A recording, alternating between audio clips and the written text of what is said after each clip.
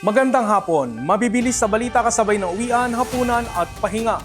Mga up-to-date na balita ngayong araw ng Martes, garantisadong mabilis lang to.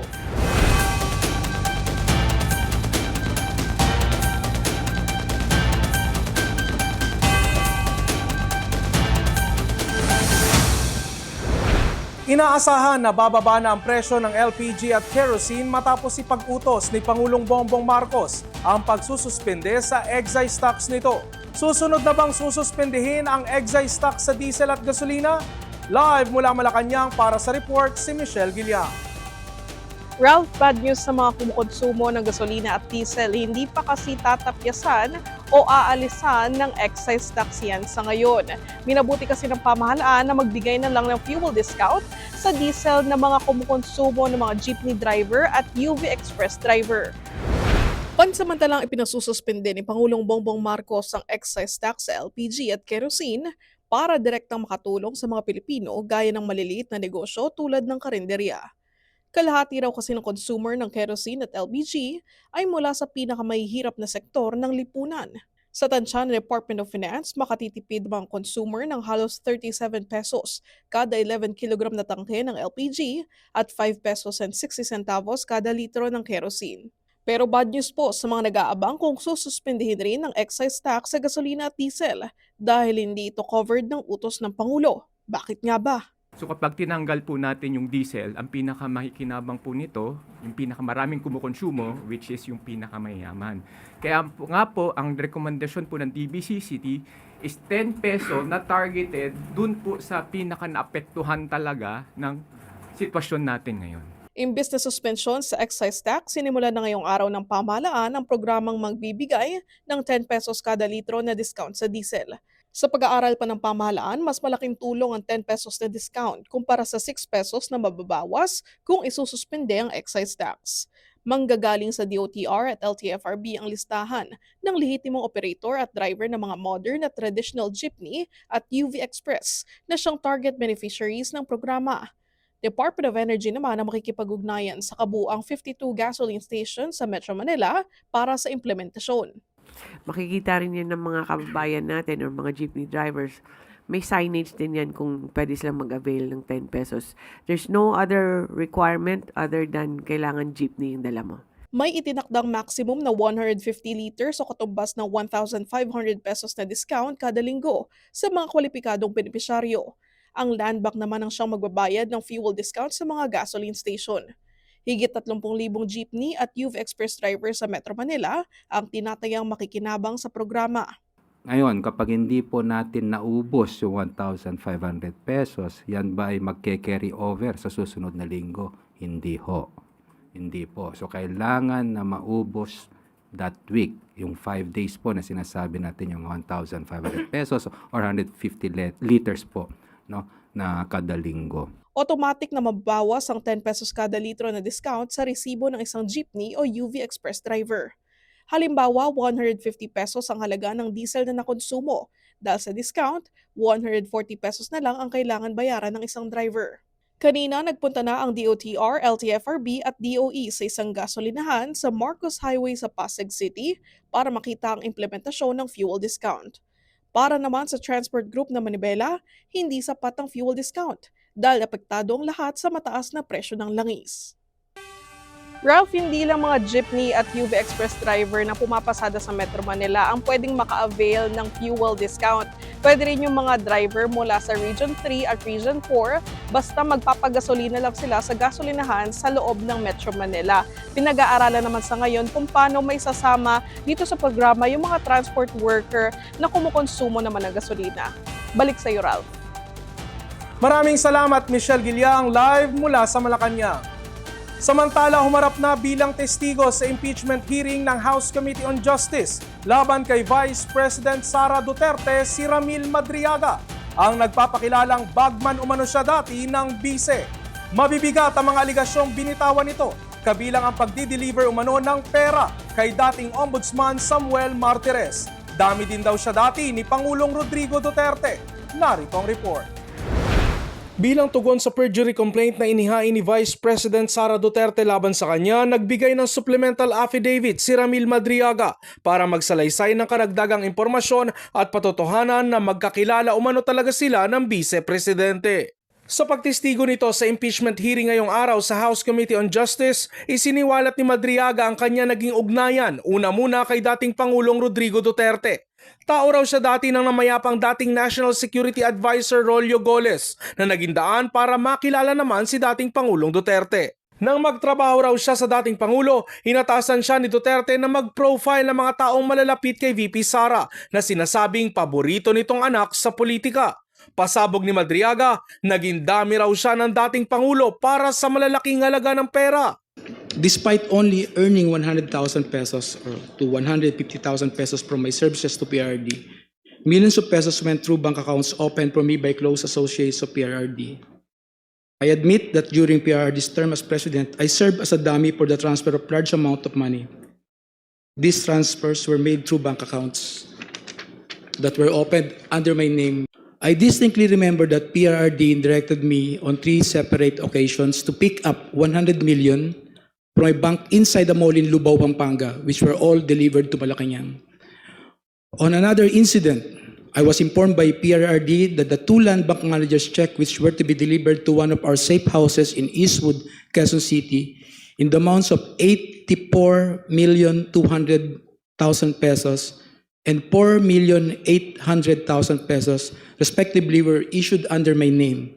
Handa raw siyang patotohanan ito sa pamamagitan ng pagbubukas ng kanyang bank accounts kung saan kinalaunan, winave nito ang karapatan sa bank secrecy upang makita ang mga transaksyon na nakapangalan sa kanyang accounts. Ikinuwento rin niya noong 2021 ay binigyan siya ng 25 million pesos upang bumili ng mamahaling motorsiklo para sa operasyon ng EC Pilipinas. Inilahad din ni Madriaga ang umano'y pagkakasangkot niya sa isang issue sa Bureau of Customs na may kinalaman sa shipment na natuklasang naglalaman ng humigit kumulang 500 kilo ng shabu na nagkakahalaga ng 4.3 billion pesos. Sometime in 2017 or 2018, PRD told me to assist the husband of Sara, Attorney Manasseh Manscarpio, regarding a problem with the Bureau of Customs.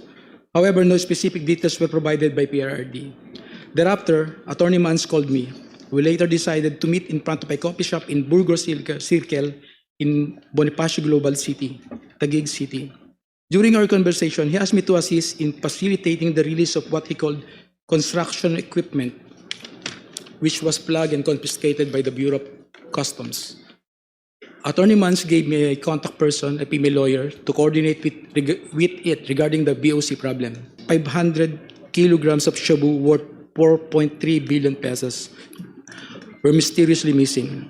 Sa isa pang bahagi ng kanyang affidavit, ikunento niya ang umano'y serye ng mga cash delivery, kabilang ang mga transaksyon na may kinalaman daw kay Ombudsman Samuel Martires na utos ng Vice President Sara Duterte.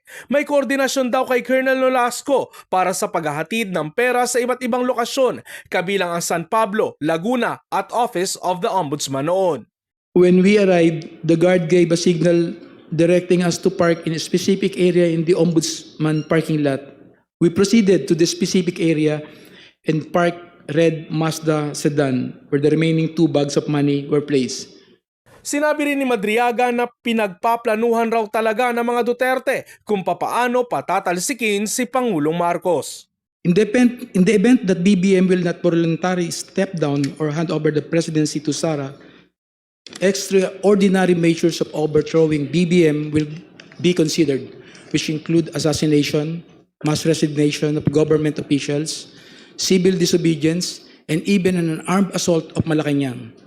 Samantala, nagbigay naman ng manifestation si Representative Paulo Marcoleta tungkol sa pagkukwestiyon sa kredibilidad ni Ramil Madriaga bilang witness sa nasabing pagdinig na agad namang sinagot ni Representative Jervin Luistro. Ma'am, if I may clarify, prior to this hearing, I saw reports that you said that the purpose of this hearing is to test the credibility of Mr. Madriaga, but now we are now denying At least the with objective of respect this to the hearing. contents of the affidavit. Affidavit. So long as it is contained in the affidavit, then we are confined in the limitations of a clarificatory hearing. So ang manifestation, ma'am, should be confined only to the We can test the directive of the chair. credibility so long as it Okay, is ma'am. limited to the contents Okay, ma'am. of the affidavit. Then I will go to the second manifestation. Matapos ang sagutan ng dalawa ay pina-strike out ni Luistro ang mga sinabi ni Marcoleta sa record ng pagdinig. Habang hindi pa sumasalang si Attorney Michael Powa, abogado ng bise sa impeachment hearing, nagbigay naman ng pahayag sa All TV News. Si Attorney Paulo Panelo Jr., abogado naman ng bise sa perjury complaint laban kay Madriaga. Si Madriaga umano ang weakest link ng impeachment case. Iginiit niya na nabigo itong tugunan ng mga ebidensyang iniharap sa perjury complaint laban dito na umano'y nagpapatunay na hindi mapagkakatiwalaan ang kanyang mga pahayag. Binatikos din nila ang umano'y kawalan ng verifikasyon sa mga claim nito tulad ng sinasabing cash deliveries at utos na kung saan lamang ipinadaan. Tinawag din niyang hindi ka panipaniwala at illogical ang mga aligasyon ni Madriaga, lalo na ang umano'y pagtitiwala ni dating Pangulong Rodrigo Duterte at VP Sara sa isang sibilyan na wala naman sa military o police chain of command para sa isang sensitibong operasyon. Sa iba pang mga balita, Davao City Mayor Baste Duterte, Senator Raffy Tulfo at Pasig City Mayor Vico Soto nanguna sa latest senatorial voting survey na inilabas ng Archipelago Analytics. Dalawang luxury cars ni former DPWH Engineer Bryce Hernandez na i-turn over na ng Independent Commission on Infrastructure o ICI sa Ombudsman. At pisong roll-on roll-off terminal fee ipinatupad ng PPA para sa mga sasakyang may karga ng produktong agrikultural. Mabilis na balitang hatid ni Enzo Laca. Tatlong personalidad ang tabla sa unang pwesto sa inilabas na latest voting preference ng Archipelago Analytics sa pagkasenador. 47% ang nakuhang voter preference ni Davao City Mayor Baste Duterte, Senador Raffy Tulfo at Pasig Mayor Vico Soto. Sumunod naman sina Senador Robin Padilla, Loren Legarda at Naga City Mayor Lenny Robredo na may 42%. 39% naman sina Senador Alan Peter Cayetano, Chisi Escudero at Congressman Paulo Duterte. 34% voter preference naman ang nakuha nila Senador Mark Villar, JV Ejercito, former Senator Sani Angara, Nancy Binay at Grace Poe, at former COMELEC Commissioner Rowena Guanzon. Isinagawa ang survey February 26 hanggang March 6 sa urban at rural cluster sa 18 rehiyon sa bansa na may margin of error na +-5. Na-turn over na ngayong araw sa Ombudsman ang dalawang luxury cars na sinurrender ni dating DPWH Engineer Bryce Hernandez ayon sa ICI. Kabilang dito ang asul na Lamborghini Urus na sinurrender noong September 25, 2025 at itim na GMC Yukon Denali na sinurrender naman noong September 19, 2025. Parte ito ng pag-transmit ng komisyon ng lahat ng ebidensyang nakalap nila tungkol sa maanomalyang flood control projects. Ipinatupad ng Philippine Ports Authority ang pisong terminal fee sa mga rorong may dalang produktong pang-agrikultural sa Port of Colasi sa Capiz at Port of Hordan sa Guimaras kahapon. Unang natulungan ang rolling cargo sa Port of Colasi na may kargang milled rice na patungong Romblon. Sa Port of Hordan, isang Type 4 rolling cargo na may dalang sariwang bangus patungong Iloilo City ang nabigyan ng nasabing diskwento. Layunin ng programa na mapababa ang gasto sa logistics at mapabilis ang daloy ng mahalagang produktong pang-agrikultural sa mga pantalan sa pamamagitan ng pagbibigay ng insentibo. Enzo Lacap, All TV News, Channel 2. Sa showbiz balita, Nation's girl group BINI napasama sa listahan ng Best Celebrity Coachella Outfits of 2026 so far ng Vogue Magazine. Pinoy influencer Brett Manrac nakiparty din sa Nation's girl group. Pasok ang teal siren outfit ng Nation's girl group na BINI sa Best Celebrity Coachella Outfits of 2026 so far ng Vogue, matapos sila magpasiklab sa kanilang Coachella 2026 debut. Ibinida ng grupo ang kanilang tropical-inspired looks mula sa braided at tassel details na likha ni Raf Villas hanggang sa Gold Warrior outfit na may salakot ni Aika Villanueva. Samantala, suportado rin ang grupo ng Filipino international influencer na si Brett Manrac na dumalo at nakisayaw sa kanilang set.